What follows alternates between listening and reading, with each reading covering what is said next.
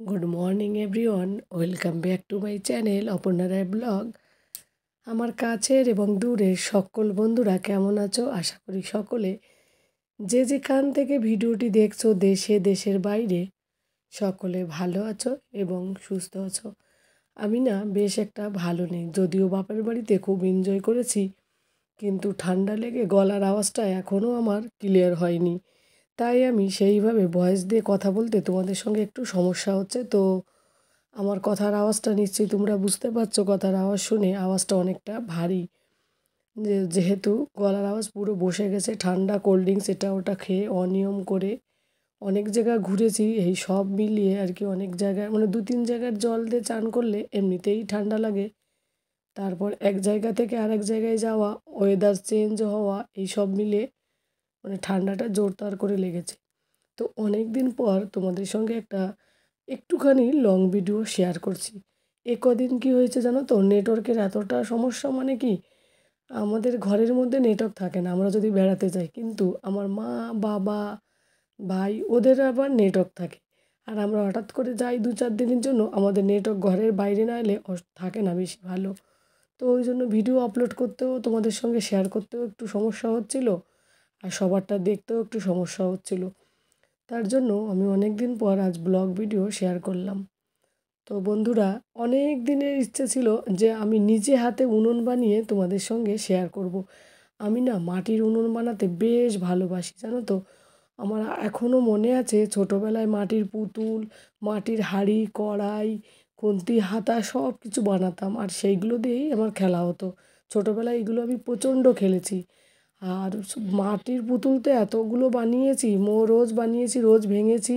সেইগুলো আবার মাটির উনুনে আবার পুড়িয়ে লাল করেছি, তারপর বিয়ে দিয়েছি। এইসব মিলে আমার মাটির সঙ্গে একটা আলাদা রকম সংযোগ রয়েছে। কিন্তু আমার ঠান্ডা লাগার জন্য মা আমাকে আর মাটি ঘাঁটতে দিল না। তো দেখো আমার মাই উনুন বানাচ্ছে, তাই তোমাদের সঙ্গে একটু শেয়ার করলাম। তো মাটিটা বেশি ভালো ছিল না, তাই উনুনটাও সেইভাবে বানানো হয়নি, আর পরে আগুন জ্বালিয়ে তোমাদের সঙ্গে দেখানো শেয়ার করা হয়নি।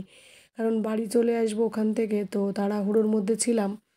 তো যেদিন আসবো তার আগের দিন মা উনুনটা বানিয়েছিল, তাই একটুখানি শেয়ার করলাম তোমাদের সঙ্গে। ছোট্ট একটা হাতে উনুন বানিয়েছিল। তো আমার মাও মানে কি বলো তো, আমার ভাই বোনদের মধ্যে মা আর আমরা এই কয়জন, মানে ভাই বোন বলতে কি মায়ের ছেলে মেয়েদের মধ্যে আমিই একমাত্র উনুন বানাই। আমার দিদি, বোন ওরা এইসব বানায় না। তো আমার বেশ ভালো লাগে। আর আমার একটা মানে কি বলো তো, একটা অনেক দিনের ইচ্ছা ছিল, কিন্তু সেটা তো হলো না। তো তাই ভাবলাম তোমাদের সঙ্গে এই ভিডিওটাই শেয়ার করি। তো মা মাটি দিয়ে উনুন বানাচ্ছে, তাই তোমাদের সঙ্গে শেয়ার করলাম।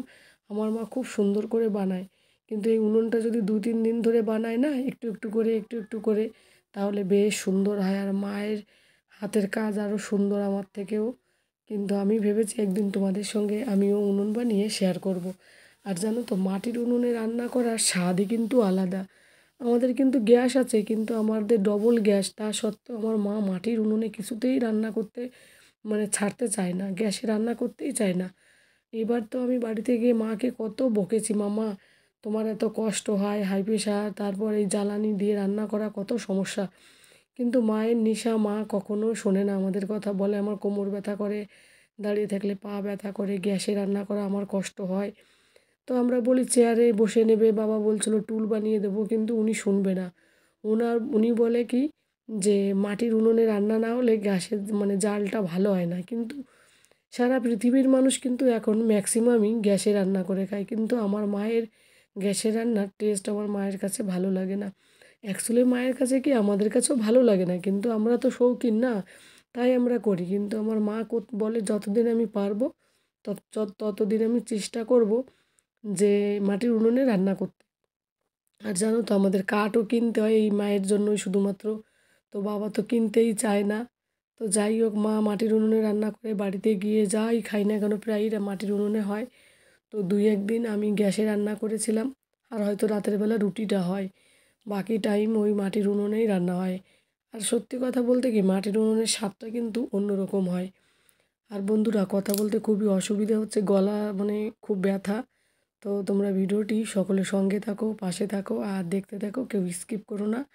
আর নতুন বন্ধুরা যদি ভিডিওটি প্রথমবার দেখো, তাহলে আমার ভিডিওটি যদি তোমাদের ভালো লাগে, তাহলে আমার এই ছোট্ট চ্যানেলটিকে সাবস্ক্রাইব করে দিয়ে আমার পাশে থেকো, আর পাশে থাকা বেল আইকনটি প্রেস করে দিও। তাহলে প্রতিদিন আমি যে ভিডিওগুলো দেবো সেগুলো সবার আগে তোমাদের কাছে পৌঁছে যাবে। আর যারা আমাকে এতদিন ধরে সাপোর্ট করছো তাদেরকেও অনেক অনেক ভালোবাসা। আর এই কদিন ধরে আমাকে স্পেশালিভাবে যারা সাপোর্ট করছো তাদেরকেও আরও অনেক বেশি ভালোবাসা। কারণ তোমরা মানে আমি মাঝে মাঝে পোস্ট করেছি, তোমাদেরকে বলেছি যে আমি বাপের বাড়িতে আছি, সেইভাবে তোমাদের সঙ্গে সব কিছু শেয়ার করতেও পারছি না, যেতেও পারছি না। তো যাতে তোমরা কেউ আমাকে ভুল না বোঝো, আমি কাউকে ভুলিনি। তো নিজে চেষ্টা করেছিলাম একবার, অনেকবার করে নতুন একটা সিম কার্ড কিনে মানে ভিডিও ছাড়ার জন্য, কিন্তু নেটওয়ার্কের ইস্যুর জন্য সেইভাবে ছাড়তে পারিনি, জানো তো। তো যাই হোক বন্ধুরা, মাটির উনুনটা কেমন হলো আমার মার বানানো অবশ্যই আমাকে কমেন্ট করে জানাতে কেউ ভুলো না। আর কমেন্ট করে অবশ্যই জানিও ভিডিওটা কেমন লাগলো, আর তোমরা কারা কারা মাটির উনুন বানাতে পারো, আর কারা কারা এই মাটির উনুনে রান্না ভালোবাসো অবশ্যই কমেন্ট করে জানিও। তবে আমার মনে হয় মায়েরাই শুধু মাটির উনুনে রান্না করে, আমাদের এই সময়ে যারা আছি আমরা, এরা কেউ আর কি রান্না করতে চায় না। আমি কিন্তু একসময় আমিও মায়ের বাড়িতে যখন ছিলাম বিয়ের আগে মাঝে মধ্যে মাটির উনুনে রান্না করেছি। যেদিন মাংস হয়েছে তখন না, বিয়ের আগে মাংস এলে বাড়িতে আমার বাবা বলতো আমাকেই রান্না করতে, আর বোনরাও।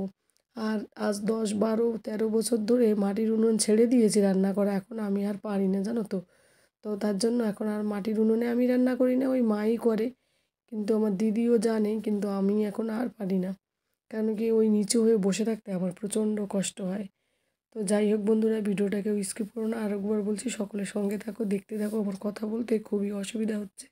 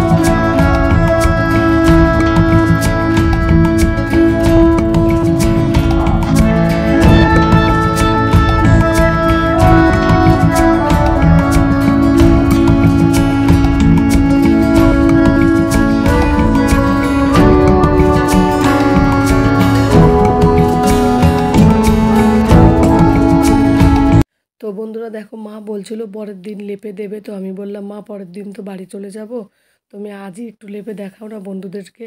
তো মা অনেক কষ্ট করে একটু লেপে দিল, তারপরে মা আর আমি এটাকে ধরে নিয়ে একটু রোদে রেখে দিলাম, তো যাতে একটু শুকায়।